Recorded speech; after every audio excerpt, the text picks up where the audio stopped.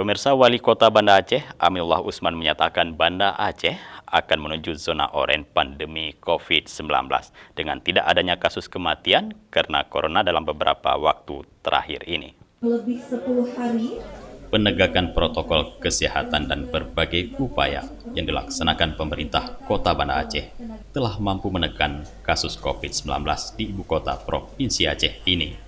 Wali Kota Banda Aceh, Aminullah Usman menyatakan Banda Aceh akan memasuki zona oranye karena tidak adanya kasus kematian dan turunnya jumlah kasus positif COVID di Banda Aceh. Selama 1 minggu tidak ada satupun yang meninggal, tidak ada satupun tenaga rawat yang terkena COVID, dan tingkat pertumbuhannya sangat kecil. Insya Allah saya yakin minggu ini akan kuning kita, ya, dari oranye. Ya, maka kita harus patuh terhadap perwal yang kita keluarkan, menjaga pakai masker, menjaga jarak, mencuci tangan, dan menjauhi kerumunan.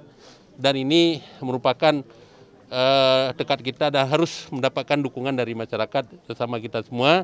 Yang kita harapkan dalam bulan Desember kita masuk zona hijau. Wali Kota mengingatkan warga kota untuk terus mengikuti protokol kesehatan dan bersama mendukung upaya pemerintah kota dalam rangka memutuskan mata rantai penyebaran COVID-19. Dari Banda Aceh, Tim Liputan Aceh TV melaporkan.